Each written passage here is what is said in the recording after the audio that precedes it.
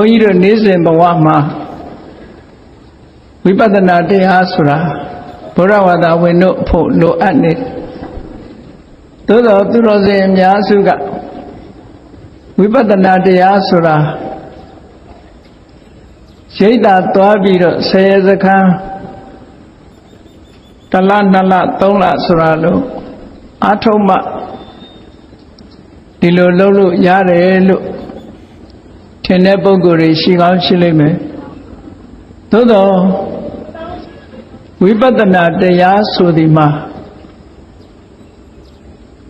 မိမိနဲ့မိမိပတ်ဝန်းကျင်အပေါ်မှာအမှန်အကန်မြင်တတ်အောင်နှလုံးသွင်းဆင်ခြင်ခြင်းပဲဖြစ်တယ်ဒါကြောင့်မို့လို့လူတိုင်းဟာမိမိနဲ့မိမိပတ်ဝန်းကျင်ကြည်တတ်မြင်တတ်ရင်ဝိပဿနာဖြစ်တယ်ပေါ့ဝိပဿနာအခြေခံအ ਨੇ ဆုံးတော့ဖြစ်သွားနိုင်တယ်ဒါကြောင့်မို့ဝိပဿနာအခြေခံဆိုတာဖြစ်အောင်ဘုရားမြတ်စွာသာသနာတော်နဲ့ကြုံတွေ့တဲ့အခါမှာဒါဆင်ញင်နှလုံးသွင်းမှုနဲ့ဝိပဿနာရဲ့အခြေကိုပြို့ဖို့လိုအပ်တာပေါ့အဲ့တော့ဝိပဿနာလို့ဆိုတာဟာတေးသေးချာချာစဉ်းစားကြည့်မယ်ဒီစကားလုံးရဲ့အဓိပ္ပာယ်ကိုရှင်းလင်းပြီးတော့ကြည့်မယ်ဆိုရင်ဝိဆိုတာမတူထူးခြားသောအားဖြင့်ပတ္တနာရှုမြင်ခြင်းတာမန်ပုဂ္ဂိုလ်တွေမြင်တဲ့အမြင်နဲ့မမြင်မဲနဲ့သဘာဝတရားရဲ့အစစ်မှန်ကိုရှုမြင်နိုင်တာဝိပဿနာလို့ဒီလိုပြောလို့ရတယ်စာပေကျမ်းဂန်များမှာတော့ဘယ်လိုဖွင့်လို့ဆိုရင်ကွဲကွဲပြားပြားခြားနားစွာရှုမြင်တတ်တဲ့အသိဉာဏ်ကိုဝိပဿနာလို့ခေါ်တယ်ဘယ်လိုကွဲပြားခြားနားတယ်လဲဆိုရင်အများကမြင်တာမြဲတယ်လို့မြင်လို့ရှိရင်မိမိကအမှန်တိုင်းမမြဲဘူးလို့မြင်တယ်အများကချမ်းသာတယ်လို့မြင်နေတာကိုမိမိအနေနဲ့ဆင်းရဲတယ်လို့မြင်တယ်အများကကိုယ်လို့ရင်ဖြစ်တယ်ကိုယ်အလိုတိုင်းဖြစ်တယ်လို့မြင်နေတာကိုယ်အလိုတိုင်းမဖြစ်ဘူးလို့ဒီလိုအနိစ္စဒုက္ခအနတ္တလို့ဆိုတဲ့အမြင်အားဖြင့်ရှုမြင်နိုင်ပြီဆိုလို့ရှိရင်ဒါဝိပဿနာလို့ခေါ်တာပဲအဲ့တော့ဝိပဿနာရှုတဲ့အခါမှာဝိပဿနာမရှုခင်ဘာတွေသိထားဖို့လိုအပ်တယ်လဲလို့ဆိုရင်ဝိပဿနာရှုတဲ့အခါမှာဘာကိုရှုရမလဲဆိုတဲ့ဝိပဿနာရဲ့အာယုံကိုရှင်းဥစွာသိဖို့လိုတယ်ဒါကြောင့်မို့ဝိသုဒ္ဓိမက်မှာဝိပဿနာဖြစ်ဖို့ရအတွက်ရှင်းဥစွာဝိပဿနာရဲ့အစပြိုးရာပညာကိုသင်ကြားပါလို့ဆိုလိုတာကပညာဘူမိတဲ့ပညာမူလပညာတရိဒလို့ဝိပဿနာပညာတစ်ခုကိုရချင်ပြီဆိုလို့ရှိရင်ရှင်းဥစွာသီဝရီကိုအရင်သင်ရမယ်လို့ဒီလိုပြောတာဘာကိုအရင်သင်ရမလဲလို့ဆိုရင်အ ਨੇ ဆုံးခန္ဓာ၅ပါးအကြောင်းသင်ရမယ်ခန္ဓာ၅ပါးမှာလည်းပဲဒီတဲ့ခြုံလိုက်လို့ရှိရင်ဘယ်ဟာကယုတ်ဘယ်ဟာကနာမ်ဆိုတာမိမိတဏ္ဍာမှာရှိတဲ့ဒီသဘာဝတရားနှစ်ခုရဲ့သဘာဝလက္ခဏာသိအောင်သင်ရမယ်လို့ဒီလိုဆိုအဲ့ဒါလို့သင်တဲ့အခါ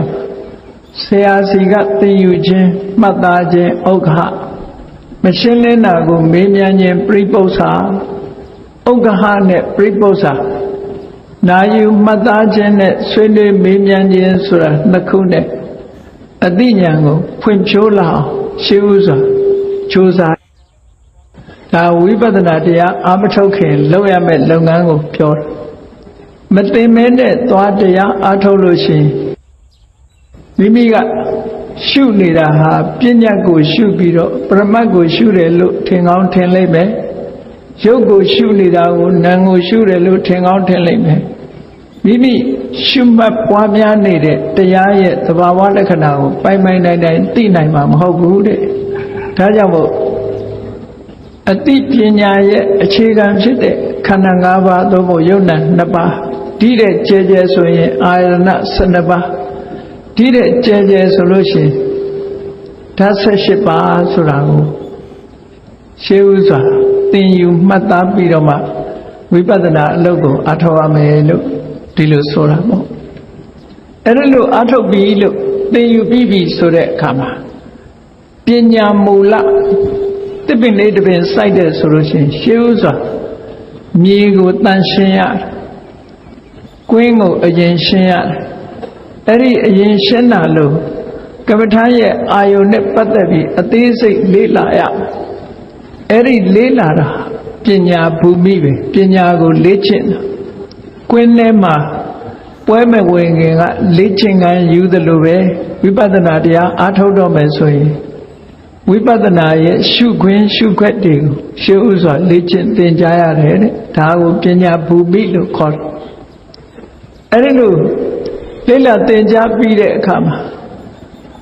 ဝိပဿနာဉာဏ်အခြေခိုင်မှုအတွက်တည်ဆောက်တဲ့အခါမှာလွယ်ကူမှုအတွက်လုပ်ရမယ့်လုပ်ငန်း2ခုကပါလဲလို့ဆိုရင်သီလဝိသုဒ္ဓိကိုချင်းသီလစင်ကြယ်အောင်လုပ်ရမယ်ကိုချင်းသီလစင်ကြယ်အောင်လုပ်တယ်ဆိုတာရှည်ရှည်ဝေးဝေးလုပ်နေဖို့မဟုတ်ဘူးကမ္မထာအထုတ်တော့မယ်နှလုံးသွင်းတော့မယ်ဆိုရင်ကိုယ့်ရဲ့သီလကိုပြန်လီဆောက်တည်ပြီးတော့ထိုသီလနဲ့ပတ်သက်ပြီးတော့စင်ကြယ်မှုပေါ်မှာစိတ်ကြည်နူးမှုရသည်ထိအောင်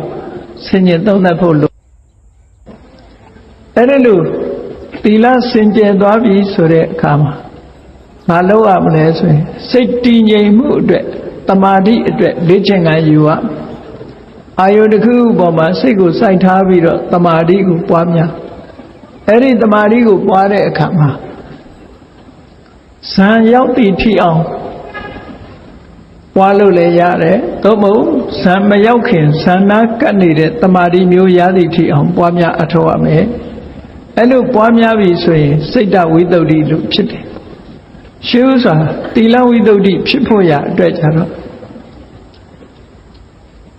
တမန်လူပုဂ္ဂိုလ်တွေဆိုရင်ဘာဝသီလကိုခံယူစောင့်တည်လိုက်တယ်စောင့်တည်ပြီးတဲ့အချိန်ကစပြီးတော့မိမိရဲ့စင်ကြယ်တဲ့သီလကိုအာယုံပြုပြီးတော့ဆင်ញင်လိုက်အဲ့ဒါလို့ဆင်ញင်လိုက်တဲ့အခါမှာဘာဖြစ်လဲ။အော်ငါစောင့်တည်ထားတဲ့သီလတစ်ခုမှငါချိုးပေါက်တာမရှိဘူးအလုံးလုံခြုံနေတယ်။ယန္တာအရှင်မြတ်တွေလည်းဒီသီလတွေလုံခြုံတယ်ဒီကနေ့ငါယန္တာအရှင်မြတ်တွေသီလလုံခြုံတယ်လို့ခုချိန်မှာငါသီလတွေလုံခြုံနေတယ်လို့ကိုယ်စိတ်ထဲမှာအာရလောက်အောင်ဆင်ញင်စဉ်းစားတဲ့အခါမှာစိတ်နှလုံးအေးချမ်းကြည်သာလာလိုက်အဲ့ဒါလို့စိတ်နှလုံးအေးမြလာတဲ့အခါဘာဖြစ်လဲဆိုပါမောဇ္ဇဝမ်းပြောင်းမှုဆိုတာဖြစ်လာတယ်ပါမောဇ္ဇဝမ်းမြောက်မှုဖြစ်လာရင်ဘာဖြစ်လဲပီတိဆိုတဲ့စိတ်ထဲမှာနှစ်သက်မှုတွေဖြစ်လာတယ်ပီတိဖြစ်လာတဲ့အခါမှာပတ္တတိဆိုကိုယ်စိတ်ငြိမ်းချမ်းမှုတွေဖြစ်လာတယ်ကိုယ်စိတ်ငြိမ်းချမ်းလိုက်တာနဲ့တပြိုင်နက်ဒုက္ခကိုချမ်းသာမှုစိတ်ချမ်းသာမှုတွေရလာတယ်ကိုယ်စိတ်ချမ်းသာတဲ့ဒုက္ခရလာတာနဲ့တပြိုင်နက်စိတ်ဟာတည်ငြိမ်သွားတယ်တမာတိဆိုတာရသွားတယ်ပေါ့ဒါသီလကနေဆက်နွယ်ပြီးတော့ရရှိလာတဲ့တမာတိတရားလို့ခေါ်တယ်စိတ်တည်ငြိမ်မှုရအဲ့လိုစိတ်တည်ငြိမ်မှုရလာပြီဆိုလို့ရှိရင်ယထာဘူတညာနာဒသနာတဲ့တကယ်အဖြစ်မှန်ကိုသိနိုင်မြင်နိုင်တဲ့ဉာဏ်ဖြစ်လာမယ်လို့ဒါကမြတ်စွာဘုရားကသီလရဲ့အကျိုးဆက်တွေကိုအစစ်စစ်ဟောကြားတာဖြစ်တယ်ဒါကြောင့်မို့ဝိပဿနာတရားကျင့်ကြံကြိုးကိုအထောက်မယ်ဆိုလို့ရှိရင်သီလကိုစင်ကြယ်အောင်စောင့်တည်ပြီးတော့ဝမ်းသာလောက်အောင်ပီတိဖြစ်လောက်အောင်သီလကိုဆင်ញင်ပြီးတဲ့အခါမှာကမ္မထာအာယုန်တစ်ခုခုပေါ်မှာတမာတိလေးဖြစ်လာအောင်ကြိုးစားတဲ့အဲ့ဒါဟာပညာရဲ့မူလအရင်အမြစ်လို့ခေါ်တယ်သို့တော့ပညာဖြစ်ပြီလားလို့ဆိုမဖြစ်သေးဘူးသီလနဲ့တမာတိပဲရှိသေးတယ်ဒါမဂ္ဂင်၈ပါးမှာလည်းကြည့်တယ်သမ္မာဝါစာသမ္မာကမ္မန္တသမ္မာအာဇီဝဆိုတာသီလကိုပြောတာသမ္မာဝါယာမသမ္မာတတိသမ္မာသမာဓိလို့ဆိုတာတမာဓိကိုပြောတာ မဂ္ဂင်၈ပါးပေါ်မှာနိဗ္ဗာန်သွားတဲ့လမ်းကြောင်းပေါ်မှာမိမိတက်ရောက်နေပြီဆိုတာကိုဖော်ပြတယ်ကိုဟာနိဗ္ဗာန်သွားမဲ့မဂ္ဂင်၈ပါးလမ်းပေါ်ရောက်သွားပြီလို့ဒီလိုပြောတာအဲ့ဒီလိုသမ္မာဝါစာသမ္မာကမ္မန္တသမ္မာအာဇီဝသီလကိုအခြေခံပြီးတော့သမ္မာဝါယာမသမ္မာတတိသမ္မာသမာဓိနဲ့သမာဓိကိုထူထောင်လိုက်တာနဲ့တပြိုင်နက်ရှေ့ဆက်ပေါ်လာတာကဘာလို့ဆိုရင်သမ္မာဒိဋ္ဌိနဲ့သမ္မာသင်္ကပ္ပအမှန်ကန်တွေးတောတတ်လာလို့ရှိရင်မှန်ကန်မြင်လာမှုဟာအစင်စစ်ဖြစ်လာမှာဖြစ်တယ်ဒါတွေကိုရှောင်လွဲပြီးတော့မဂ္ဂင်၈ပါးရှောင်လွဲပြီးတော့ဝိပဿနာတရားကျင့်လို့မှမရတာဝိပဿနာကိုဒါကြောင့်မို့ပုဗ္ဗဘာဂမဲ့လို့ခေါ်တယ်လောကုတ္တရာမဲ့ရဲ့ရှေ့ပိုင်းမှာရှိလို့ပုဗ္ဗဘာဂမဲ့ဟောသီလကိုထူထောင်မယ်သီလကနေဆက်နွယ်ပြီးတော့တမာတိဖြစ်စေမယ်တမာတိကနေဆက်နွယ်ပြီးတော့ယထာဘူတညာတတသနာယုံ nant ဓမ္မတို့ရဲ့သဘာဝကိုဟုတ်တိုင်းမှန်စွာသိမြင်လာပြီဆိုရင်ဒါဝိပဿနာလမ်းကြောင်းပေါ်မှာတက်လာပြီလို့ဒီလိုပြောရမယ်တကယ်ဝိပဿနာလို့ဆိုရတဲ့အစဉ်အကြတော့အစဉ်နှစ်ခုမှတ်သားကြရမယ်ဘာလဲလို့ဆိုရင်ပထမဝိပဿနာလုပ်ငန်းလုပ်တော့မယ်ဆိုရင်ရုပ်တရားနံတရားတွေရဲ့သဘာဝလက္ခဏာလို့ဆိုတဲ့ကိုယ်ပိုင်အမှတ်သားလေးတွေကိုတွေ့မြင်အောင်ကြိုးစားရမယ်ကိုယ်ပိုင်အမှတ်သားလေးတွေတွေ့တာဟာရုပ်ကိုသိတာပဲနာမ်ကိုသိတာပဲဆိုပါစို့အပူအေးနဲ့တွေ့တဲ့အခါထင်ရှားစွာပြောင်းလဲသွားတတ်တဲ့သဘောကိုရုပ်တရားလို့သိလိုက်တာဟာဒါရုပ်ရဲ့သဘာဝလက္ခဏာကိုသိတယ်လို့ခေါ်တယ်အာယုရှိတဲ့ဘက်ကိုကိုင်းညွတ်တယ်အတန်ကြားလိုက်ရင်ကြားတဲ့ဘက်ကိုဥလှဲ့သွားတယ်အနံ့ရရင်နံ့တဲ့ဘက်ကိုဥလှဲ့သွားတယ်မြင်ရင်မြင်တဲ့ဘက်ကိုဥလှဲ့သွားတယ်အရသာတွေ့လို့ရှိရင်အရသာဘက်ကိုဥလှဲ့သွားတယ်လို့ဆိုရင်အာယုံဘက်ကိုဥလှဲ့ပြီးကိုင်းညွတ်သွားတဲ့သဘောဟာနံတရားဒါနံရဲ့သဘာဝလက္ခဏာကိုသိတယ်လို့ခေါ်တယ်ရုပ်ရဲ့သဘာဝလက္ခဏာနာမ်ရဲ့သဘာဝလက္ခဏာသိတာဟာယထာဘူတဉာဏတတနာတကယ်အစစ်မှန်ကိုသိတယ်လို့ဒီလိုပြောတာတမာတိရှိလာလို့ရှင်စဉ်ဆက်မပြတ်သိလာတမာတိအားနည်းသေးလို့ရှင်သိလိုက်မသိလိုက်လွတ်ထွက်သွားလိုက်ဒီလိုတော့ရှိမှာပေါ့သို့တော့ကြိုးစားအထုတ်လိုက်တဲ့အခါစဉ်ဆက်မပြတ်သိလာနိုင်တယ်ပေါ့ဒါကြောင့်မို့ရှေးဥစွာဝိပဿနာလုပ်ပြီဆိုလို့ရှင်ရုပ်တရားနံတရားတွေရဲ့သဘာဝလက္ခဏာကိုသိအောင်အရင်လုပ်ရဆိုပါတော့မျက်စိနှလုံးဖွင့်လိုက်လို့မြင်တယ်မြင်ပြီးတော့သိတဲ့စိတ်ပေါ်လာတယ်ဆိုလို့ရှိရင်မျက်စိရဲ့သဘာဝဟာအစင်းအာယုန်တွေကိုဖမ်းယူတတ်တဲ့သဘာဝရှိတယ်အစင်းအာယုန်တွေလာပြီးတော့ထင်မြင်တတ်တဲ့သဘာဝဟာမျက်စိရဲ့သဘာဝပဲလို့သူ့သဘာဝကိုသိအစင်းအာယုန်ကြတော့မျက်လုံးမှာလာပြီးတော့ထင်ဟတတ်တဲ့သဘောရှိတယ်လို့သူ့ရဲ့သဘာဝလက္ခဏာကိုသိတယ်စက္ခုဝိညာဉ်စိတ်မြင်သိစိတ်ရောက်တဲ့အခါကျတော့အစင်းအာယုန်ထင်းလာလို့ရှိရင်အစင်းအာယုန်ကိုသိနိုင်စွမ်းရှိတဲ့သဘာဝတရားလို့သူ့ရဲ့သဘာဝလက္ခဏာလေးတွေကိုအရင်သိအောင်ကြိုးစားအားထုတ်ရမျက်စိကိုလည်းသိတယ်စက္ခုပတာရရဲ့သဘာဝကိုသိတယ်ရူပယုံရဲ့သဘာဝကိုသိတယ်ထိုစက္ခုပတာရနဲ့ရူပယုံနှစ်ခုစုံစည်းသည့်အတွက်ကြောင့်ဖြစ်ပေါ်လာတဲ့မြင်သိစိတ်ရဲ့သဘာဝကိုသိတယ်လို့ဒီလိုသိလိုက်တာတာမန်အသိမဟုတ်ဘူးတာမန်အသိမဟုတ်ဘူးနေ့စဉ်ကိုသိနေတဲ့အသိနဲ့မတူဘူးထူးခြားအဲ့ဒီလိုတာမန်အသိမဟုတ်တဲ့မှန်ကန်တဲ့အတိုင်းသိတာယထာဘူတဉာဏတတနာမှန်ကန်သိတယ်လို့ဒီလိုပြောတာနောက်တစ်ခါအသိတစ်ခုထပ်တိုးရမှာဘာလဲလို့ဆိုရင်စက္ခုပတာရဆိုတဲ့မျက်စိဟာလဲဖြစ်လာပြီးရင်ပြတ်သွားတတ်တဲ့သဘောရှိတယ်မြင်စရာအာယုံလေးကလည်းပဲစက္ခုပတာရမှာထင်ဟလာပြီးတဲ့အခါပျက်စီးသွားတတ်တဲ့သဘောရှိတယ်မြင်သိစိတ်ကလေးကလည်းအမတမတိုးတောင်းတဲ့တက်တန်းရှိတယ်ဖြစ်ပြီးရင်ချက်ချင်းပြတ်သွားတယ်ဆိုတဲ့သဘောလေးတွေကိုဆင်ခြင်တတ်လာပြီဆိုတဲ့အခါမှာ ဒါဝိပဿနာလမ်းကြောင်းပေါ်ရောက်သွားပြီတဘာဝလက္ခဏာသိုံနဲ့မကဘူးမမြဲတဲ့သဘောကိုမပိုင်တဲ့သဘောဆိုတဲ့အနိစ္စဒုက္ခအနတ္တအနိစ္စတစ်ခုမြင်လိုက်တာနဲ့တပြိုင်နက်ဒုက္ခအနတ္တဆိုတာလဲသဘောပေါက်လာဘယ်လိုသဘောပေါက်လာလဲလို့ဆိုရင်ဒီပြဟာမထင်ရှားဘူးထင်ရှားတာကြည့်မယ်ဆိုရင်မြင်လို့သိတဲ့စိတ်ကလေးမြင်မှန်းသိလိုက်တဲ့စိတ်ကလေးဟာဖြတ်ခနဲ့ပေါ်လာပြီးတော့ပျောက်သွားတယ်အဲ့ဒီဖြစ်ပြီးတော့ပျောက်သွားတဲ့သဘောလေးကိုမြင်လိုက်လို့ရှိရင်ဒါအနိစ္စမြင်လိုက်တာပဲအဲ့ဒီမြင်သိစိတ်ကလေးဟာဖြစ်ပြီးပြတ်သွားတဲ့အနေထားကတစ်ခါလည်းမဟုတ်ဘူးနှစ်ခါလည်းမဟုတ်ဘူးအချိန်ချင်းမြင်တိုင်းမြင်ပြီးတော့သိသွားတယ်သိပြီးတော့ပြတ်သွားတယ်သိလိုက်ဖြစ်လိုက်ပြတ်လိုက်ဖြစ်လိုက်ပြတ်လိုက်ဆိုတဲ့ဒီသဘာဝတရားကြီးဟာအမြဲတမ်းဒုက္ခပေးနေတာဖြစ်သောကြောင့်ဒုက္ခလို့ဒီလိုပြောတာဆင်းရဲလို့ဒုက္ခလို့ပြောတာမဟုတ်ဘူးမမြဲတဲ့သဘောတရားကအမြဲတမ်းနှောက်ယှက်နေလို့ဒုက္ခလို့ပြောတာအဲ့ဒါလို့ဒုက္ခလို့ပြောတဲ့ဒီမြင်သိစိတ်ကလေးဟာကိုယ်တိုင်ကမြင်ပြီးရင်တစ်ဆက်တည်းမြင်နေဖို့ထိန်းထားနိုင်စွမ်းမရှိဘူးဖြစ်လာပြီးတဲ့နောက်ပြတ်မသွားအောင်ထိန်းထားနိုင်စွမ်းမရှိဘူးသူ့တဘာဝအတိုင်းသူဖြစ်ပြီးတော့ပြန်ပြတ်သွားတာဘယ်သူမှလည်းကိုယ်ဆန္ဒအတိုင်းထိန်းနိုင်စွမ်းမရှိကြဘူးဆိုတာအနတ္တရဲ့သဘောပဲဒါကြောင့်မို့အနိစ္စမြင်လို့ရှိရင်ဒုက္ခလည်းမြင်တယ်အနတ္တလည်းမြင်တယ်လို့ဒီလိုပြောတာနော်အဲ့ဒါလို့အခြေခံဝိပဿနာပထမသဘာဝလက္ခဏာကိုရှုတယ်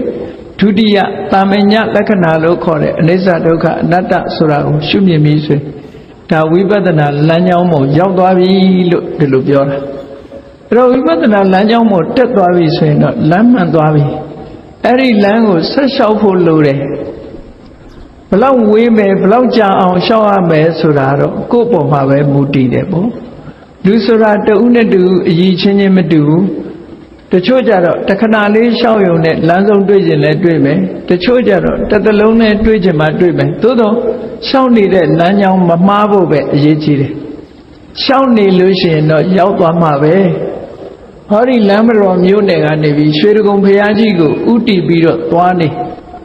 လမ်းမမှားဘူးဆိုလို့ရှိရင်လမ်းဆုံးရင်ရွှေတကုံဘုရားရောက်မှာပဲမရောက်ဖဲတော့မရှိဘူးအဲ့တော့ကားနဲ့သွားတဲ့လူကမြန်မြန်ရောက်မယ်လမ်းလျှောက်သွားတဲ့လူကနှိမ့်နှိမ့်ရောက်မယ်ဘယ်လိုပဲဖြစ်ဖြစ်လမ်းမှန်ပြီဆိုလို့ရှိရင်ရောက်မှသိကြတယ်ဆိုလိုတာကကိုလှုပ်တာလှုပ်နေဖို့ပဲလမ်းလျှောက်တာလျှောက်နေဖို့ပဲဝိပဿနာလမ်းကြောင်းပေါ်လျှောက်နေလို့ရှိရင်ဒီဘဝရခြင်းရမယ်သို့မဟုတ်လောလောဆယ်မရတော့တေဂဏိအချိန်မှာအစွမ်းကုန်မြင့်တင်ပြီးအားထုတ်လိုက်ရင်ရသွားနိုင်တယ်သို့မဟုတ်တေဂဏိမရသည့်တိုင်အောင်ဒီစိတ်နဲ့တည်သွားတဲ့အခါကျတော့ကောင်းရတုဂတိနတ်ဘုံကိုရောက်သွားတော့ဟိုမှာအရိယာနတ်သားတွေကပြောကြဟောကြတဲ့ဆွေးနွေးကြတဲ့အခါမှာဒီတရားတွေဟာကိုယ်စိတ်ထဲပြန်ပေါ်လာပြီးတော့အလွယ်တကူနဲ့မဖို့နိဗ္ဗာန်ဆိုတာရသွားနိုင်တယ်လို့ဒီလိုဘုရားဟောထားတာရှိတယ်နော်ဒါကြောင့်မို့ကုတ္တဝံကတော့လုတ်နေဖို့ပဲကုတ္တရတာမရတာကိုစဉ်းစားစရာမလိုဘူးသွားနေဖို့ရှောက်လန်းနေဖို့ဒါအရေးကြီးတယ်လမ်းမှန်ဖို့အရေးကြီးတယ်လမ်းမမှန်ဘူးနောက်ပြန်လှည့်နေတယ်ဆိုရင်တော့ရောက်မှာမဟုတ်ဘူးပေါ့လမ်းမှန်ပေါ်ရောက်သွားပြီသဘာဝလက္ခဏာကိုသိတယ်သဘာဝလက္ခဏာကနေတာမညာလက္ခဏာကိုသိတယ်သီလလည်းစင်ကြယ်တယ်တမာရီတွေလည်းရှိတယ်ဆိုရင်ဘယ်နည်းနဲ့မဆိုလမ်းဆုံးရင်တော့ရွာတွေ့မှာဆိုတာလို့လမ်းဆုံးရင်နိဗ္ဗာန်တော့ရောက်သွားမှာပဲသိကြတယ်ဒီလိုဆွလို့တာပေါ့နော်အဲ့တော့ဒါဝိပဿနာအခြေခံတွေကိုဒီလိုသိထားပြီးတော့ဒီတုတ်တန်နှစ်ခုရှိတယ်သီလဝန္တတုတ်နဲ့သုတဝန္တတုတ်ဆိုတာအဲ့ဒီတုတ်တန်နှစ်ခုကိုပေါင်းစပ်ပြီးတော့ရှင်သာရိပုတ္တရာမိန့်ကြားတဲ့စကားလေးတစ်ခုကိုမှတ်သားကြဖို့ပါရှင်သာရိပုတ္တရာနဲ့ရှင်မဟာကုဋ္ဌိကတို့ဟာတခါတော့ကဗာရာဏသီပြည်ဣတိပတနာလို့ခေါ်တဲ့ဘေးမဲ့တော်မှာသရင်သုံးနေထိုင်ကြဒီအရှင်မြတ်ကြီးနှစ်ပါးဟာ မကြာခဏတရားဆွေးနွေးလေးရှိကြတယ်ရှင်မကုဋ္ဌိကဆိုတာမိဂုံးနေအတော်မေးတတ်တဲ့ကိုတော့ဘယ်ခါဖြစ်ဖြစ်သူကမေးတဲ့ဘက်ကပဲနေလေးရှိတယ်တရားနဲ့ပတ်သက်ပြီးတော့လေးလံဆွေးနွေးတယ်သူလည်းပဲယန္နာပုဂ္ဂိုလ်ကြီးပဲယန္နာပုဂ္ဂိုလ်ပဲမဲ့လို့နောင်လာမဲ့မျိုးဆက်တစ်တည်ရှင်းလင်းပြတ်သားစွာသိရအောင်လို့ဆိုပြီးတော့မိဂုံးနေမေးတယ်လို့ဒီလိုပဲယူဆတယ်သူမေးတာလို့ရှင်သာရိပုတ္တရာကရှင်းလင်းဖြေကြားတဲ့အခါဘုန်းကြီးတို့တွေရှင်းရှင်းလင်းလင်းနားလည်ခွင့်ရဟောအဲ့ဒါကြောင့်မို့လို့ဒီတုတ်တန်နှစ်ခုမှာပထမတုတ်တန်ကသီလဝန္တတုတ်ဒုတိယတုတ်တန်ကသုတဝန္တတုတ်လို့ဆိုပြီးတော့ဒီတုတ်တန်နှစ်ခုဟာသဘောသွားတူတူပဲဖြစ်ပါတယ်ဒါကြောင့်မို့လို့ဒီတုတ်တန်နှစ်ခုစလုံးကိုခြုံငုံပြီးတော့မှတ်သားကြဖို့ပါကြည့်ရှင်မကုဋ္ဌိကသိဗုဒ္ဓရာတို့ဣတိပတနာတော်ထဲမှာနေ့အခါမှာတမ္ပပဝင်စားပြီးတော့ညနေချမ်းရောက်တဲ့အချိန်တရားဆွေးနွေးကြတယ်ဒါရှေးကအလေးအထားတစ်ခုပဲတရားဟောမယ်တရားနာမယ်တရားဆွေးနွေးမယ်ပဋိသင်္လာဏလို့ခေါ်တဲ့အာယုန်တစ်ပါးစိတ်မသွားစေပဲနိဗ္ဗာန်ကိုအာယုန်ပြု၍ဖလားတမ္ပပဝင်စားတာပဲဖြစ်စေဇံကိုဇံရဲ့အာယုန်တွေကိုအာယုန်ပြုပြီးတော့ဇာနာတမ္ပပဝင်စားတာပဲဖြစ်စေယန္နာရှင်မြတ်ကြီးတွေဟာတနေ့တာကိုအာယုန်တွေအထွေထွေပြားပြားမိမိရဲ့စိတ်ကိုမသွားစေပဲနဲ့အေးချမ်းတဲ့အာယုန်တစ်ခုပေါ်မှာနေပြီးတော့နေ့လယ်အချိန်မှာ rest လုပ်တယ်ပေါ့လေအနားယူကြတယ်ပေါ့အဲ့ဒါလို့အနားယူတဲ့အချိန်မှာအနားယူရကထလိုက်လို့ရှိရင်စိတ်ကူးစိတ်ကောင်းလေးတွေစိတ်ကူးလေးတွေပေါ်လာတတ်တယ်အဲ့ဒီလိုစိတ်ကူးပေါ်လာတဲ့အခါတစ်ပါးနဲ့တစ်ပါးမေးမြန်းကြဆွေးနွေးကြတခါတရံမြတ်စွာဘုရားထံသွားပြီးတော့လျှောက်ထားကြတယ်အဲ့ဒါလိုတမ္ပပကထားတဲ့အခါမှာကောင်းမြတ်တဲ့စိတ်ကူးတွေပေါ်လာစမြဲပဲဖြစ်တယ်ရှင်သာရိပုတ္တရာမထေရမြတ်တို့ဆိုတခါ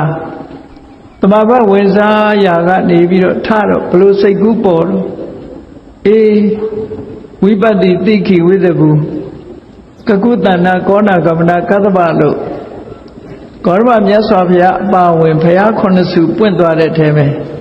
ဘယ်ဘုရားရဲ့သာသနာဟာရှိကြစွာတည်ပြီးတော့ဘယ်ဘုရားရဲ့သာသနာဟာရှိကြစွာမတည်သလဲဘာကြောင့်ရှိကြစွာတည်ပြီးတော့ဘာကြောင့်ရှိကြစွာမတည်ရသလဲလို့ဆိုတော့သူကောင်းထဲမှာဒီမေခွန်းတွေပေါ်လာပြီးတော့မြတ်စွာဘုရားကိုသွားလျှောက်ထားမေးမြန်းတယ်ပေါ့အဲ့ဒါလိုပဲရှင်မကုဋ္ဌိကလည်းတဘာဝဝင်စားရာကနေထလာတဲ့အခါမှာရှင်သာရိပုတ္တရာနဲ့ဆွေးနွေးဖို့မေခွန်းလေးတွေသူရလာစိတ်ကူးထဲမှာပေါ်လာတယ်ပေါ်လာတော့အဲ့ဒီမေခွန်းကိုသွားမေးတာသူမေးတာကတော့ဘာတော့ဆိုရှင်သာရိပုတ္တရာတဲ့သီလရှိတဲ့ပုဂ္ဂိုလ်ဟာဘယ်တရားမျိုးကိုနှလုံးသွင်းရမလဲကြည့်သူမေးပုံကနောက်တစ်ခုတုတ်တန်တစ်ခုကြတော့ဘယ်လိုမေးလဲဆိုအကြအပြင်ဘ ਹੁ တုတရှိတဲ့ပုဂ္ဂိုလ်စာပေလေ့လာထားတယ်မြတ်စွာဘုရားတရားဓမ္မတွေနာယူမှတ်သားထားတယ်ဆိုတဲ့တုတရှိတဲ့ပုဂ္ဂိုလ်ရောဘာကိုနှလုံးသွင်းရမလဲအဲ့တော့နှလုံးသွင်းတယ်ဆိုတာတရားအထုတ်တာပဲဘုန်းကြီးတို့တွေဟာနှလုံးသွင်းမှုအရေးကြီးတယ်နှလုံးသွင်းတယ်ဆိုတာစိတ်ထဲကိုထည့်တာကိုပြောတာစိတ်ထဲမှာတွေးတာကိုပြောတာစိတ်နဲ့ရှုမြင်သုံးသပ်တာဒီလိုဆိုလို့တာနော်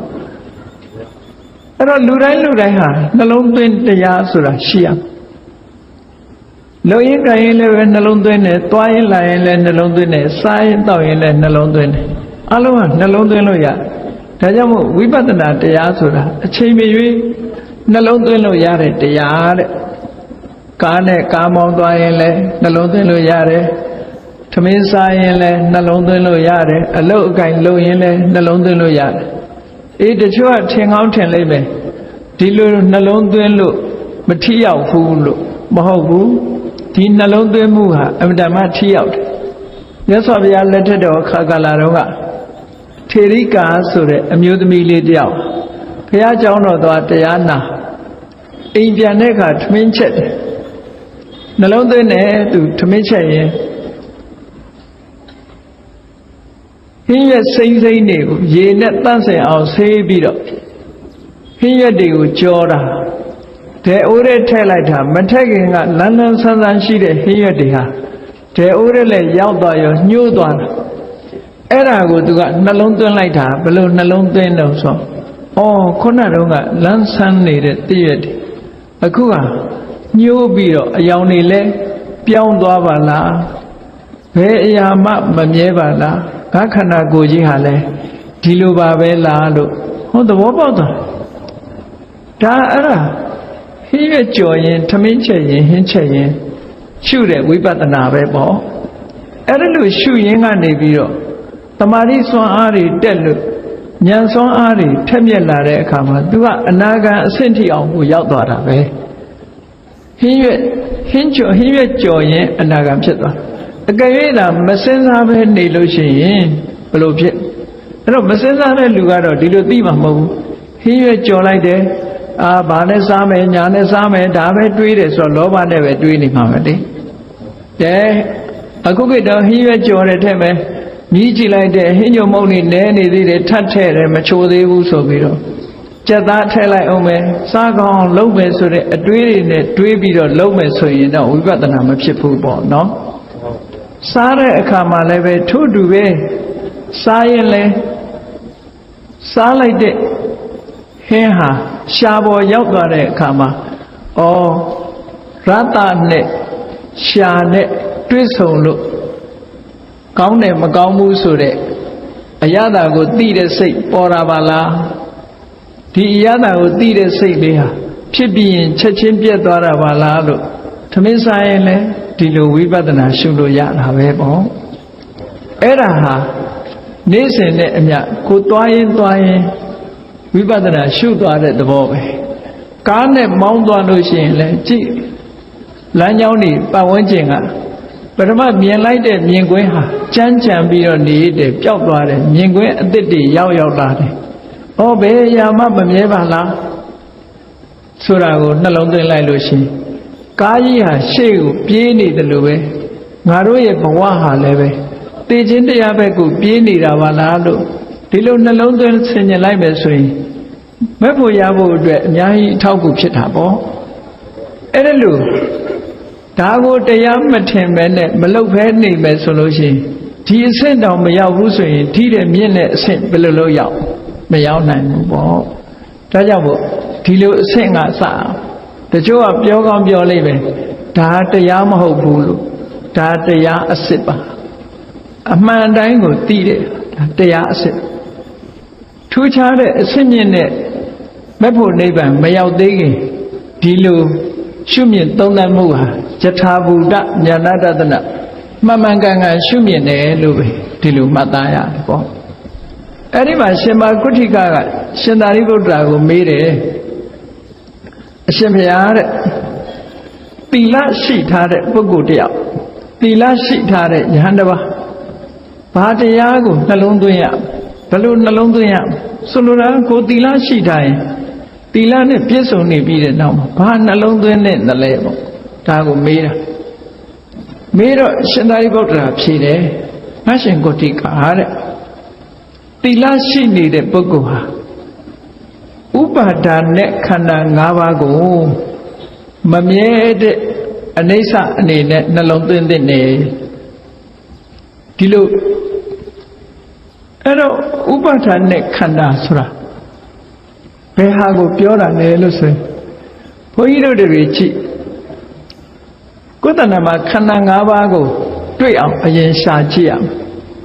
အဲ့ဒီခန္ဓာ၅ပါးထဲမှာပထမဆုံးရူပခန္ဓာအကြမ်းမြင်ပြောရမယ်ဆိုရင်ဘုန်းကြီးတို့တွေမှာမျက်စိရှိတယ်နားရှိတယ်နှာခေါင်းရှိတယ်လျှာရှိတယ်ကိုယ်ရှိတယ်အဲ့ဒီမျက်စိနားနာလျှာကိုယ်ယုတ်ဓမ္မအားလုံးဟာ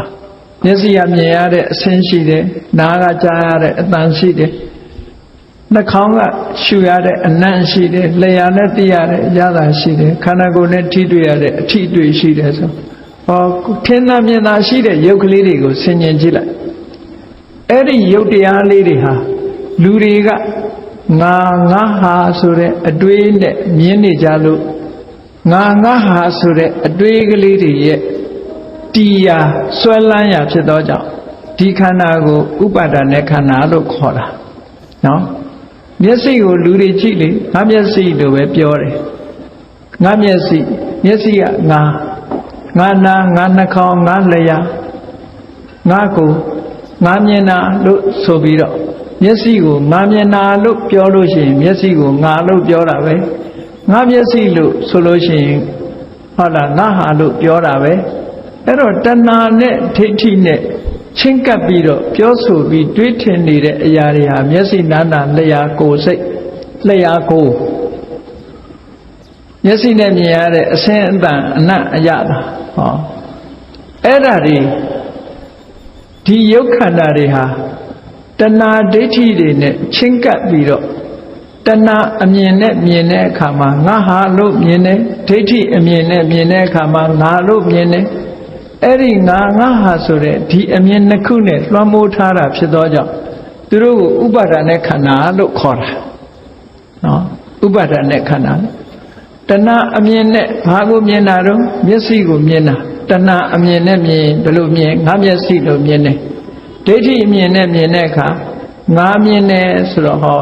မျက်စိကမြင်တာကိုငါမြင်တယ်လို့ပြောလိုက်လို့ရှိရင်မျက်လုံးကိုငါလို့ပြောတာပဲငါမြင်တယ်ငါကြားတယ်ငါအနံ့ရတာရှိတယ်ငါထိတယ်လို့ဒီလိုမြင်လာတဲ့အမြင်တွေဟာဒိဋ္ဌိရဲ့အမြင်တွေပဲလို့ဒီနေရာမှာအဟံမမလို့မြတ်စွာဘုရားကသုံးလေးရှိတယ်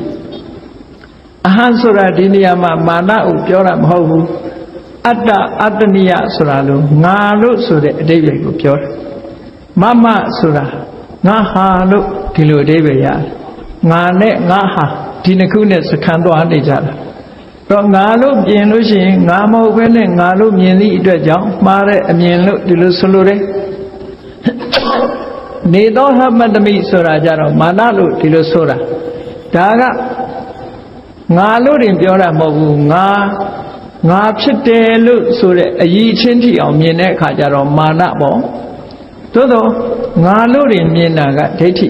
ငါဟာလို့မြင်တာကတဏှာလို့ဒီလိုဆိုလို့လေအဲ့ဒါကြောင့်မို့လို့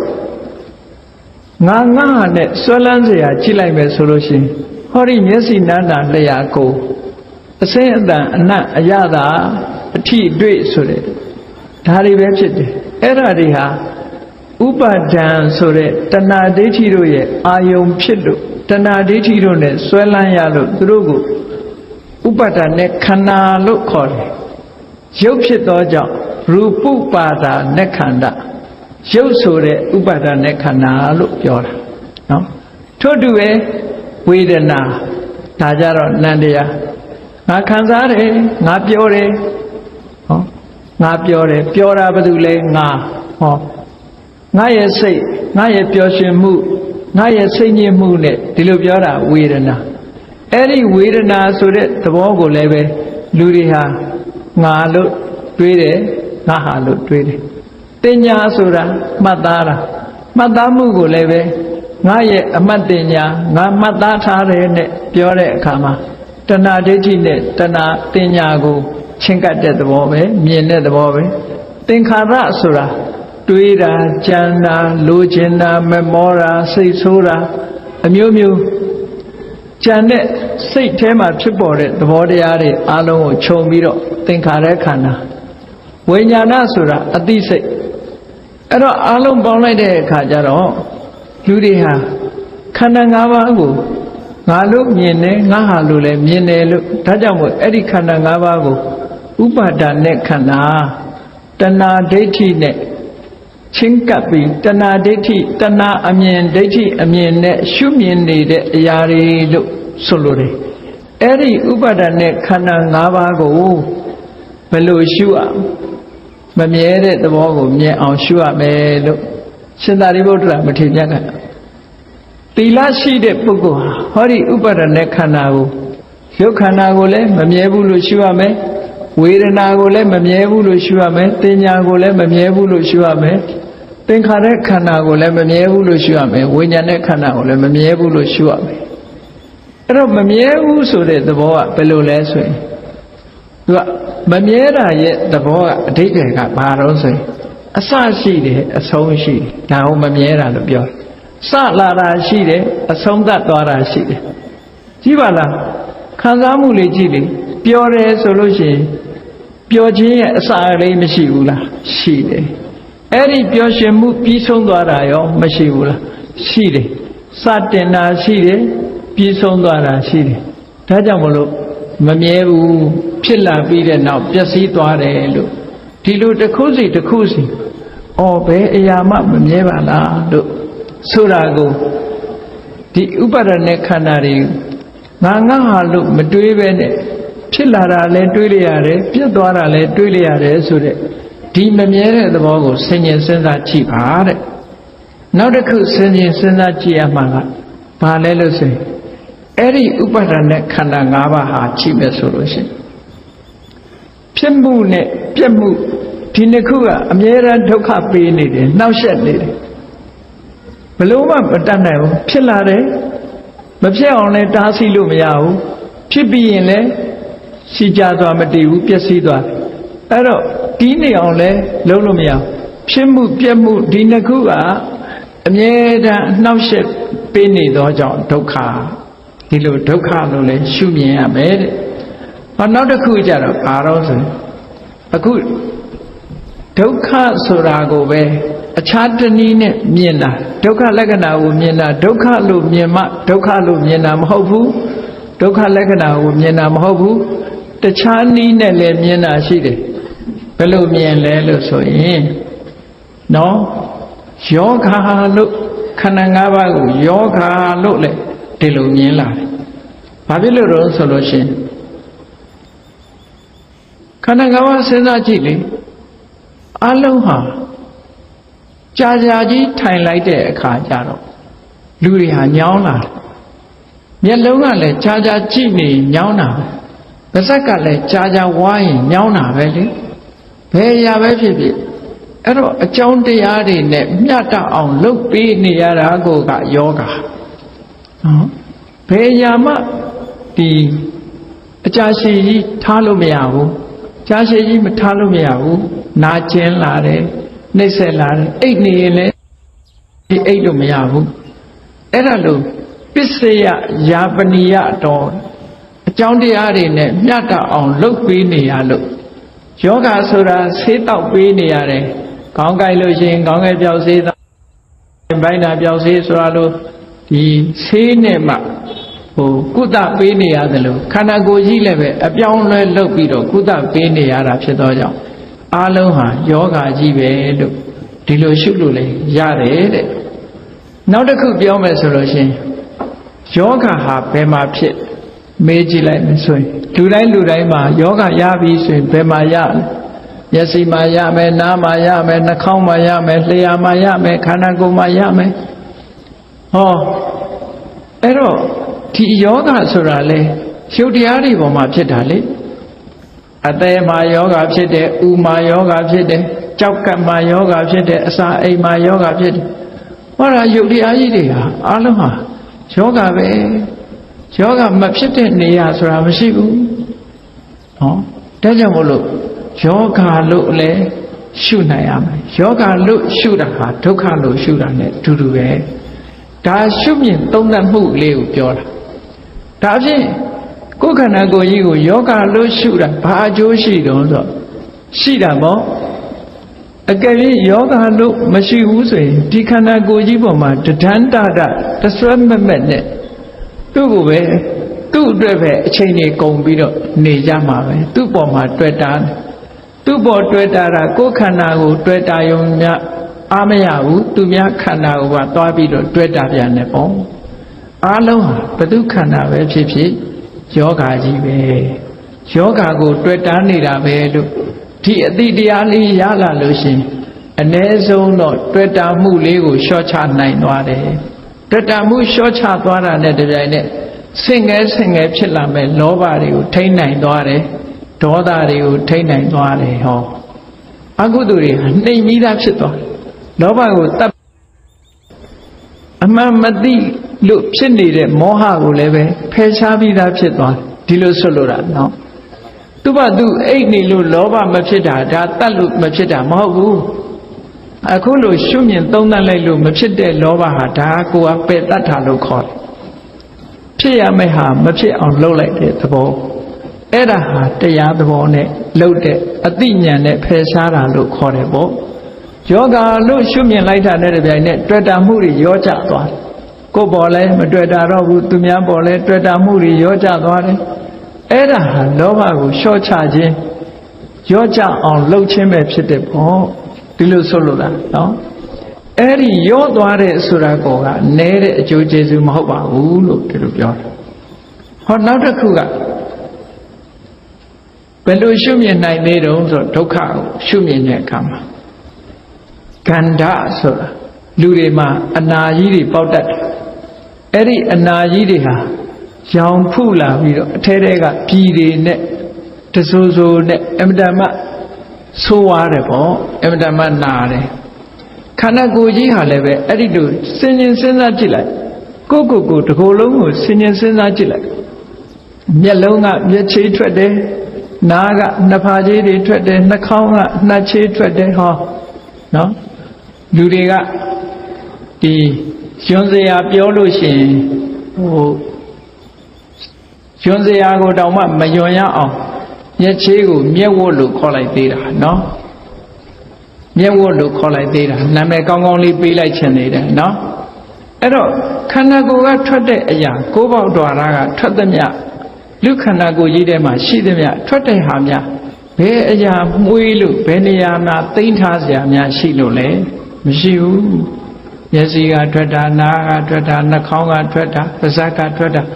ဘယ်အရာပဲဖြစ်ဖြစ်မကောင်းတဲ့အနတ်နေနဲ့ကြီးပဲအဲ့ဒါကြောင့်မလို့လူခန္ဓာကိုယ်တဏှာရာမှာပေါက်တဲ့အိုင်းအမာကြီးအနာကြီးကနေပြီးထွက်လာတဲ့အရာတစ်ခုဟာဘယ်အရာမှကောင်းတာမရှိတယ်လို့ခန္ဓာကိုယ်ကြီးဟာလည်းအနာကြီးလို့ပဲလို့ဒီလိုရှုမြင်နိုင်ပြီဆိုရင်ဒါခန္ဓာတော်အိုင်းအမာအနေနဲ့ရှုတယ်လို့ဒီလိုပြောတာဒါလည်းပဲတွေ့တာမှုကိုလျှော့ချနိုင်တယ်ပေါ့ဟောနောက်တစ်ခုရှုနိုင်တာကခန္ဓာကိုယ်ကြီး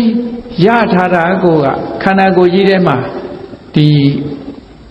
ခန္ဓာကိုယ်ကြီးဟာလူတွေကိုအမြဲတမ်းနှိပ်စက်တယ်ကြည့်လေသွားရှိတဲ့လူသွားကြိုက်တယ်နားရှိတော့နားကြိုက်တယ်မျက်လုံးနားတယ်ဘိုက်ကအောင့်နေနဲ့ဆိုပြီးတော့အမြဲတမ်းဒုက္ခပေးနေတယ်ဘာနဲ့ဥပမာတူတော့ဆိုရင်ခြေထောက်မှာစူးကလေးစူးနေလို့ရှိရင်မြက်တက်နဲ့ခံရခက်နေတယ်လို့ပေါ့လူခန္ဓာကိုယ်ကြီးလည်းပဲသွားလည်းခံရခက်တာပဲနားကလည်းခံရခက်တာပဲကြိုက်ပြီဆိုလို့ရှိရင်အတ္တမခံရခက်တယ်အဲ့ဒါကြောင့်မို့လို့ဒီခန္ဓာကိုယ်ကြီးဟာမြားညောက်စူးနေတယ်လို့ခံရခက်တဲ့အရာတွေကြီးပါလားလို့ဒီလိုလဲရှုလို့ရတယ်တဲ့ဒါဒုက္ခလို့ရှုတာပဲဒုက္ခသဘောကိုရှုတဲ့ရှုနည်းခါနော်ဟောနောက်တစ်ခုကအခတော်အခဆိုတာဆင်းရဲအနေနဲ့ဘာလို့လဲဆိုရင်လောကမှာဒုက္ခတွေအားလုံးဟာဟောဒီယုတ်ခန္ဓာကိုယ်ကြီးရှိနေလို့ဒုက္ခဖြစ်နေတယ်ဟောဒုက္ခဖြစ်နေတာအလုံးဒုက္ခတွေအကုသိုလ်တွေဖြစ်သမျှလဲသူ့ကိုမှီပြီးတော့ဖြစ်နေတာမျက်စိကိုမှီပြီးအကုသိုလ်တွေဖြစ်တယ်နားကိုမှီပြုပြီးတော့အကုသိုလ်တွေဖြစ်တယ်ဒါကြောင့်မို့လို့အဗ္ဗဓမ္မဒုက္ခပေးတဲ့အရာအခမကောင်းမှုအကုသိုလ်သို့မဟုတ်ဆင်းရဲဒုက္ခကြီးပဲလို့ဒီလိုလဲရှုလို့ရတယ်တဲ့ဟောနောက်တစ်ခုရှုလို့ရတဲ့အနေအထားတစ်ခုကဘာတော့ဆိုရင်အာဘာဒတော်တဲ့နှိမ့်ဆက်တယ်ခန္ဓာကိုယ်ကြီးကဘုန်းကြီးတို့တွေကကိုယ့်ကိုမနှိမ့်ဆက်ဘူးလို့ထင်နေတာနှိမ့်ဆက်နေတာနော်သူကကိုသွားချင်တာသွားလို့မရဘူးကိုလှုပ်ချင်တာလှုပ်လို့မရဘူးခန္ဓာကိုယ်ကြီးကနှိမ့်ဆက်နေတယ်ကိုယ်အမြဲတမ်းကိုဖြစ်ချင်တဲ့အတိုင်းဖြစ်လို့မရဘူးသူ့သဘောနောက်လိုက်နေကြဘယ်သူပဲဖြစ်ဖြစ်ပျော်ပျော်ရွှင်ရွှင်ကျမ်းကျမ်းမာမာကြီးနေကြကြတာပဲသို့တော့ခန္ဓာရထားတဲ့ပုဂ္ဂိုလ်တိုင်းဟာကျမ်းကျမ်းမာမာပျော်ပျော်ရွှင်ရွှင်နေလို့မှမရတာနေမရတော့ဒါသူကနှိမ့်ဆက်နေတယ်လို့ဒီလိုဆိုတာနော်နာကျင်နှိမ့်ဆက်မှုရဲ့အကြောင်းဖြစ်သောကြောင့်အာဘာဒဒ ဒါကြောင့်မို့နတ္တလက္ခဏာတုတ်ဟာမြတ်စွာဘုရားဟောတာအာဘာရာယတံဝတ္တတိမြဲနှိမ့်ဆက်နေတာဒီယုတ်ကနှိမ့်ဆက်တယ်ဝေဒနာနှိမ့်ဆက်တယ်သင်ညာသင်္ခါရဝိညာဉ်အလုံးခန္ဓာ၅ပါးလုံးဟာနှိမ့်ဆက်ဒါတွေကဒုက္ခလက္ခဏာရဲ့ဆင့်ပွားရှုနိုင်တဲ့အရာဒီလိုမြင်လို့ရှိရင်ဒုက္ခလက္ခဏာကိုမြင်တယ်လို့ဟောဒုက္ခမြင်တာတူတူပဲအနိစ္စဒုက္ခနော်အဲ့ဒါမြင်အနိစ္စဒုက္ခမြင်ဟောနောက်တစ်ခါအနိစ္စမြင်ပုံတစ်ခုကဘာတော့ဆို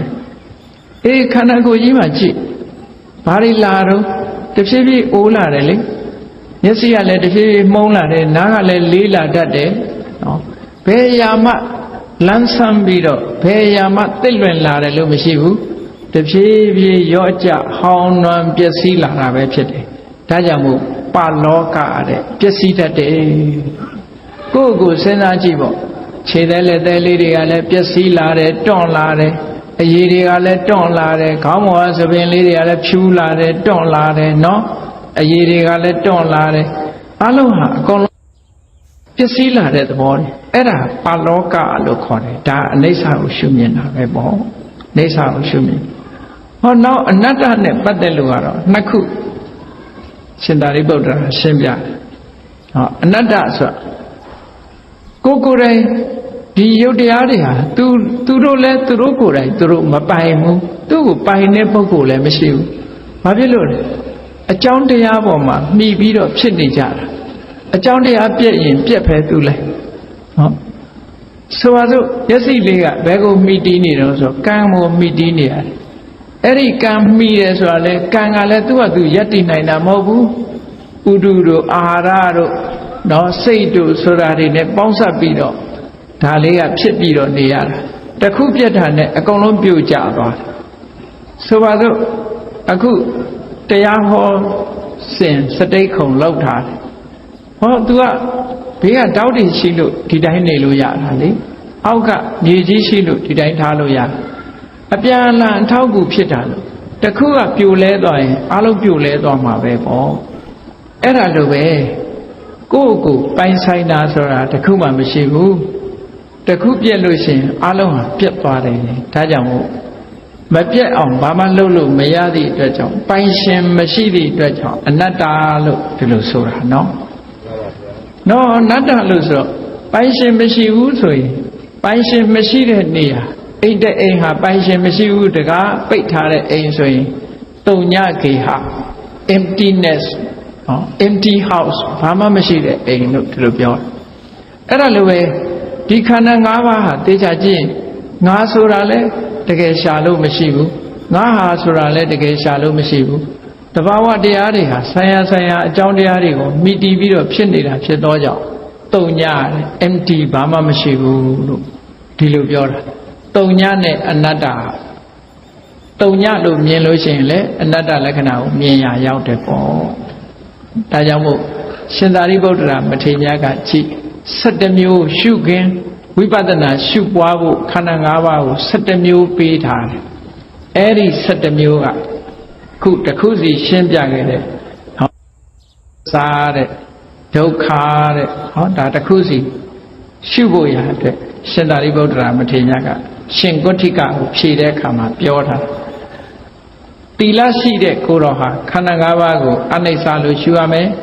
ဒုက္ခအနေနဲ့မြင်ရမယ်နှလုံးသွင်းရမယ်ယောဂအနေနဲ့နှလုံးသွင်းရမယ်ဟောအိုင်အမာအနေနဲ့နှလုံးသွင်းရမယ်မြားညောင်းအနေနဲ့နှလုံးသွင်းရမယ်ဆင်းရဲဒုက္ခအနေနဲ့နှလုံးသွင်းရမယ်အာဘာဒနှိမ့်ဆက်တတ်တဲ့ယောဂအနေနဲ့နှလုံးသွင်းရမယ်နောက်တစ်ခုကပရဒါမဟုတ်ဘူးတစိမ့်ကိုယ်ဟာကိုယ်ဟာလို့ထင်နေတာသူကတစိမ့်တင်ရမယ်ပရတစိမ့်တင်ဟန်လို့ရှုမြင်ရမယ်ပါလောကပျက်စီးနေတဲ့အရာလို့ရှုမြင်ရမယ်တုံညဘာမှမရှိတဲ့အရာလို့ရှုမြင်ရမယ်ငါဟာဆိုတာမရှိဘူးဆိုတာရှုမြင်ရမယ်အနတ္တဟောကိုယ်ပိုင်ကိုယ်အလိုချဖြစ်တဲ့အရာတခုမှမရှိဘူးလို့ဒီလိုရှုမြင်ပါလို့သီလရှိတဲ့ပုဂ္ဂိုလ်ပဲဖြစ်စေဘောဓုတရှိတဲ့ပုဂ္ဂိုလ်ပဲဖြစ်စေခန္ဓာ၅ပါးကိုအဲ့ဒီ17မျိုးတည်းကတစ်ခုခုနဲ့ရှုပါလို့ဒီလိုနှလုံးသွင်းနေတယ်လို့အဲ့ဒီလိုနှလုံးသွင်းတဲ့ပုထုဇဉ်ပုဂ္ဂိုလ်ဟာဘာဖြစ်လဲ သောတပတ္တိမက်ကိုရနိုင်တယ်သောတပန်ဖြစ်နိုင်တယ်ဆိုတော့ထပ်မေးတယ်အရှင်ဘုရားသောတပန်ကရောဘာနှလုံးသွင်းရသောတပန်ဖြစ်ရင်လေဒီဥပါဒณะခန္ဓာ၅ပါးကိုအနိစ္စဒုက္ခဒီ7မျိုးနဲ့ပဲရှုတယ်ဒီ7မျိုးနဲ့ရှုလို့ရှိရင်ဘာဖြစ်တဂရကံဖြစ်လာမယ်အရှင်ဘုရားတဂရကံဖြစ်တဲ့ကိုယ်တော်ရောဘုရားကိုရှုရမယ်ဒါပဲရှုတဲ့ဒီ7ခုပဲရှုရင်တဂရကံนี่အနာဂံအဆင့်ရောက်သွားနိုင်တယ်ဒါဖြစ်ဗျာတဲ့အနာဂံဖြစ်ရင်ရောဘာလို့အောင်အနာဂံဖြစ်ရင်လည်းဒါပဲရှုတယ်ဆက်ပြီးကြည့်ဒါကြောင့်မို့လို့လူတိုင်းရှုပွားဝိပဿနာတရားနော်ငါသောတာပန်ဖြစ်သွားပြီဆိုရှုเสียမလို့မဟုတ်ရှုအောင်ရှုမှတဂရကံဖြစ်မယ်တဂရကံလည်းရှုမှအနာဂံဖြစ်မယ်အနာဂံလည်းရှုမှယဟန္တာဖြစ်မယ်ဒါဖြင့်ယဟန္တာကြတော့ဘာလို့အောင်ယဟန္တာလည်းဒါပဲရှုတဲ့ရှုရမယ်တဲ့ယဟန္တာလည်းဆိုတော့ရှင်မဂုဋ္ဌိကမေးတယ်အရှင်ဘုရားတဲ့ယဟန္တာဟာသူ့မှာလှုပ်เสียကိစ္စမရှိတော့ဘူးမဟုတ်လားတဲ့အကုန်လုံးတရားဓုတရားမြတ်သူရပြီးသားမဟုတ်လားတဲ့ဘာဖြစ်လို့ရှုဖို့လိုတာတော့လို့ဆိုတော့ဒါတွေရှုမှသူ့လက်ရှိဘဝမှာချမ်းသာပြီးတော့တတိတံပဇင်ညတွေနဲ့ပြည့်ပြည့်စုံစုံဖြစ်နေမှာတဲ့ဒါတွေမရှုဘူးဆိုလို့ရှိရင်ဒိဋ္ဌဓမ္မဒုက္ခဝိဟာရမျက်မှောက်ဘဝမှာချမ်းသာစွာနေရခြင်းဆိုတာသူ့မှာမရဘူးတံပဇင်ညဆိုတဲ့အတိတရားတွေနဲ့နေတာထိုင်တာမရဘူးတဲ့ဒါကြောင့်မို့ယဟန္တာဖြစ်တယ်ဒါပဲရှုပါရှုနေတဲ့အခိုက်မှာဒိဋ္ဌဓမ္မဒုက္ခဝိဟာရမျက်မှောက်ဘဝမှာချမ်းချမ်းသာသာနေပြီးတော့တတိတံပဇင်ညနဲ့နေရာရောက်တယ်တဲ့နှုတ်မို့ဆိုရင်ယဟန္တာဟာတတိတံပဇင်ညမရှိရရောက်နိုင်တယ်ဒါကိုပဲရှုပါလို့ရှင်သာရိပုတ္တရာမထေရမြတ်ကအဲ့ဒါလို့ဖြေရှင်ဟောကြားတော်မူခဲ့တာဖြစ်ပါတယ်ရှင်မဂုဋ္ဌိကအရှင်မြတ်ကလည်းယဟန္တာပဲရှင်သာရိပုတ္တရာမထေရမြတ်ကလည်းယဟန္တာပဲဒီယဟန္တာကြီးနှစ်ပါးမေးမြန်းဖြေကြားခဲ့တဲ့ဒီတရားဟာဘုန်းကြီးတို့တွေအတွက်အမတန်မှတန်ဖိုးရှိတဲ့အနှစ်သာရတစ်ခုကိုခြံထားခဲ့ခြင်းဖြစ်ပါတယ်ယဟန္တာအရှင်မြတ်ကြီးတွေရှင်သာရိပုတ္တရာမထေရမြတ်ဖြေရှင်းဆုံးမသွားတဲ့အတိုင်းဘုန်းကြီးတို့နေ့စဉ်ဘဝမှာဘာကိုနှလုံးသွင်းရမလဲလို့ဆိုရင်အခုမိမိတဏ္ဍာမှာရှိတဲ့ယုတ်တရားန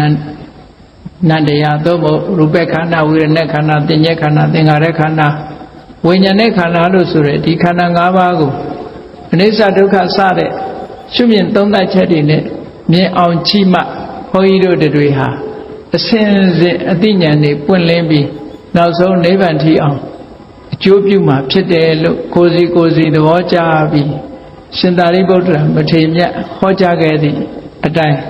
လူတိုင်းရှုပွားဝိပဿနာတရားကိုကျင့်ကြံအားထုတ်နိုင်ကြပါစေကုန်သတည်း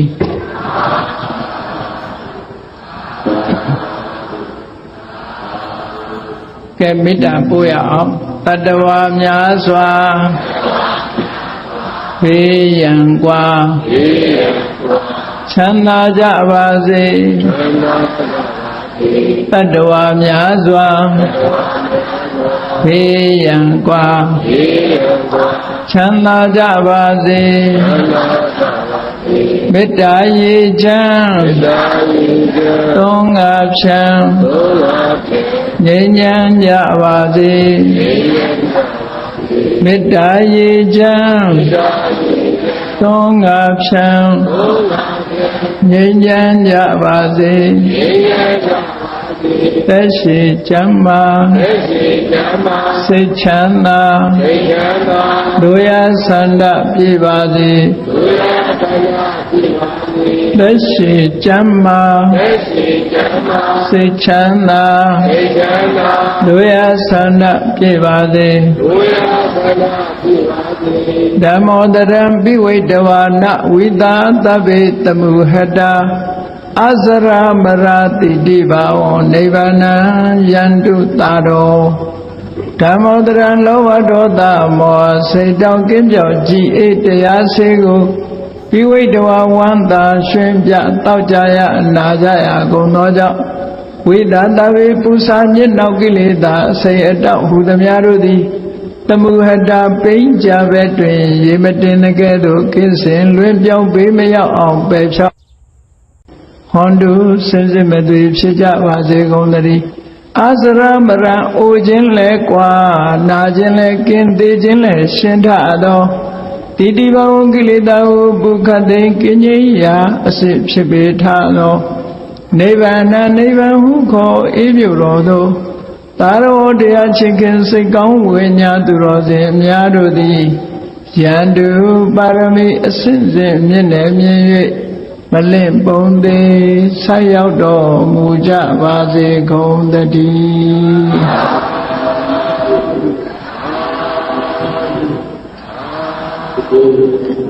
း